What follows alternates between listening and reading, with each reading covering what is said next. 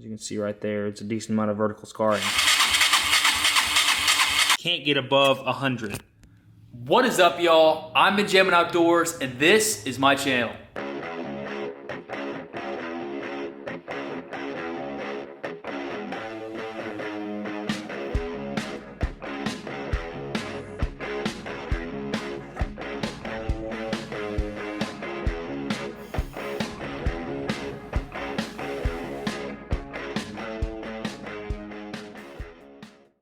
Welcome back, y'all. So today I'm actually gonna take a break from some of my other projects I got going on, and I'm gonna work on this XT225.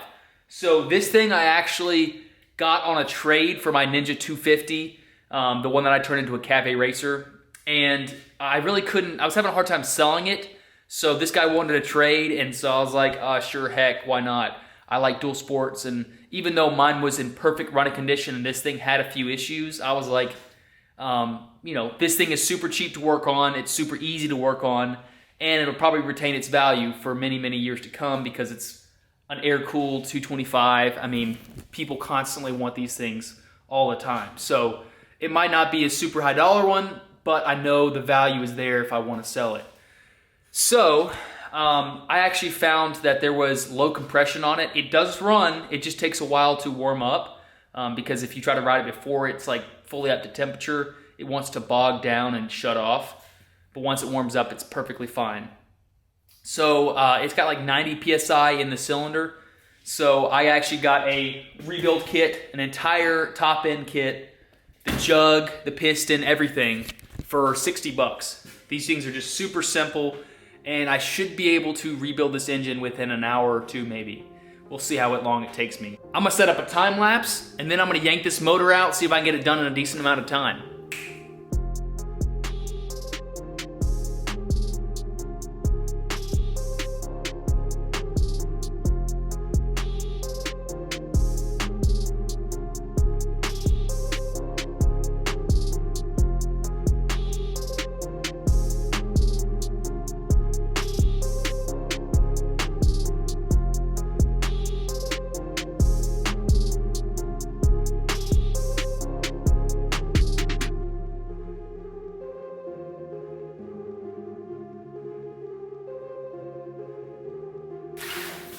Break into this box and see what it comes with.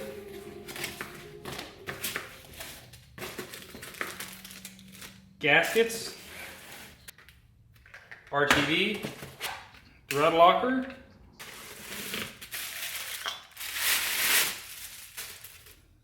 cylinder jug, wrist pin,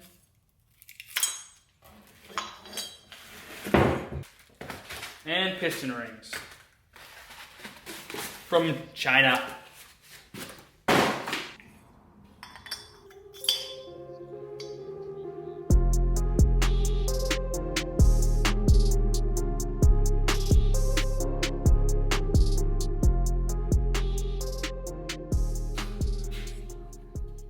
That's what the piston looks like. There's a little bit of a nick on the side of the piston right there. For the most part, it looks pretty good though, so, but still.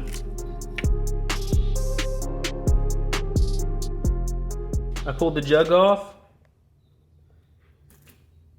It looks like the connecting rod is good. There's a little bit of, well, hardly any side-to-side movement, and there's absolutely no up and down movement, so that means we're good. And honestly, these cylinder walls look plenty fine, but this wasn't that expensive, so no big deal. I'll keep that as a backup, I guess.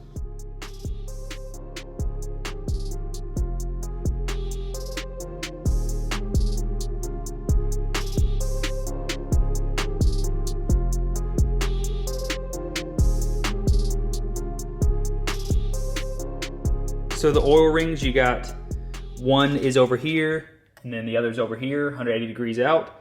And then the lower main ring is this direction, and then obviously 180 degrees out. So this puppy is good to oil and then put the cylinder on, but first I gotta put the O-ring in here. I also probably have to put some liquid gasket in here because there's a few nicks from the previous person that was in here. One right here, one right there, one over there, a good one right here. Just a bunch of them. So I got to seal this up really good. Obviously underneath here is perfect, but I might just put some on a little bit on each side of the gasket to make sure it seals. And then nothing on the head gasket, obviously. But I got to make sure the head looks nice.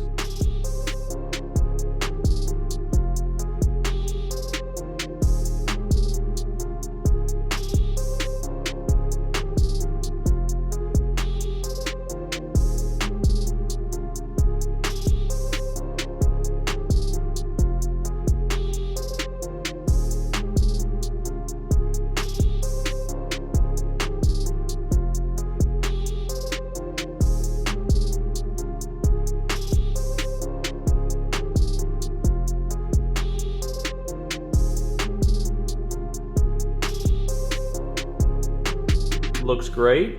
I'm gonna put the cylinder head on. I already cleaned it.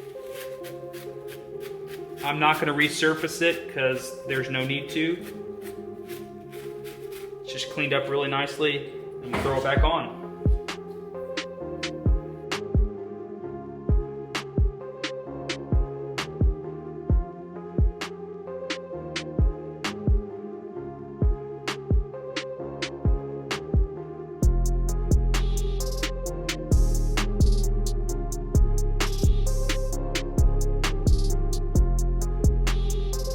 So she's got a new top end now, but she's been leaking oil around all the case covers since I've had it. So I am going to pull the stator cover off and the clutch cover off and reseal both those. You can see somebody was in that.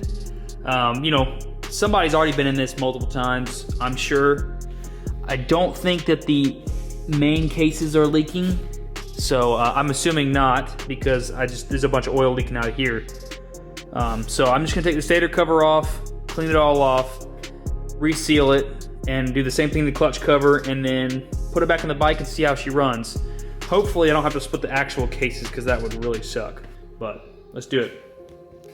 There's the neutral switch right here. This thing has not been working.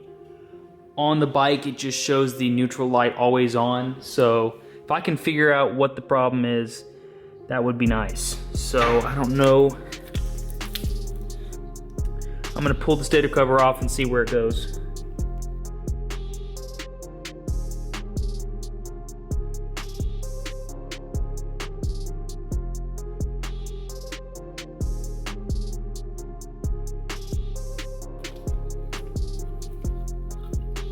That is most likely the reason why this sensor is not working and partly why it's leaking. This wire is smashed. Here's the wire for the neutral switch. It was literally crushed in between the case cover and the case itself. Now granted, it is a tiny little space for it to go in, but still, like, that's clearly the issue. I'm assuming it was grounding out, yeah, right there. That's bare copper. It was grounding out on the case and reading that it was always in neutral, but it was not. So I'm glad we got that issue fixed. Well, hopefully fixed. So I got the motor put back together. The stator cover, I put some high temp gasket maker on it, and I actually repaired the neutral switch wire. So I made sure it was way out of the way of the stator cover, and then I fixed it and ran it down to the switch. So that should be good. The neutral light should come on and off when it actually hits neutral. Then what I didn't show y'all is when I pulled the clutch cover off and was just inspecting it, and then I resealed it. The gasket in here is a little complicated. There's a bunch of oil passages over here. So I purchased a new one, and I just gonna wait till it comes in, but I resealed it up for now. And now I'm about to throw some degreaser on it and spray it off, try to clean it off as well as I can.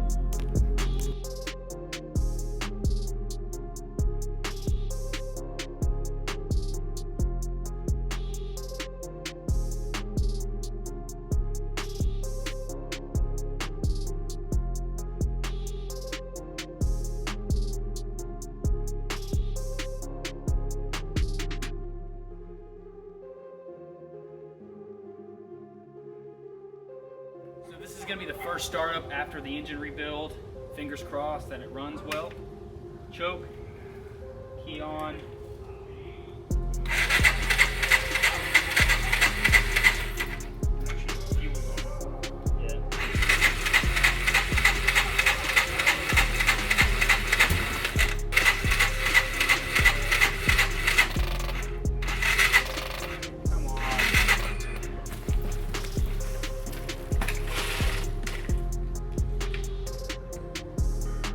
So I've had it charging here for a few minutes. Let's see if it cranks up. Okay.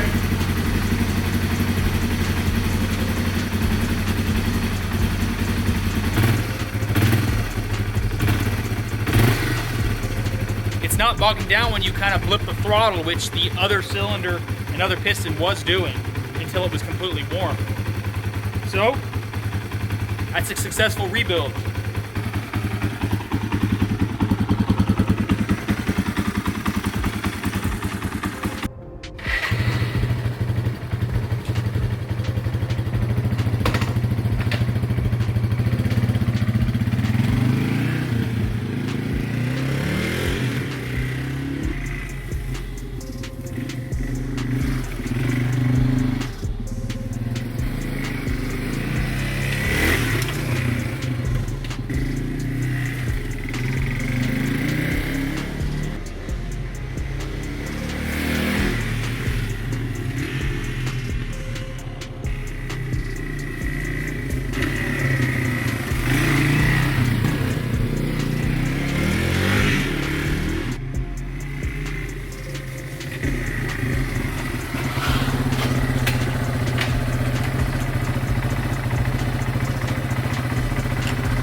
Neutral light's working again, finally.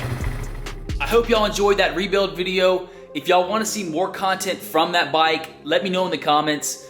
It is a dual sport, so I do intend to take it off-road, and I will do it ASAP. But until next time, catch y'all on the flip side.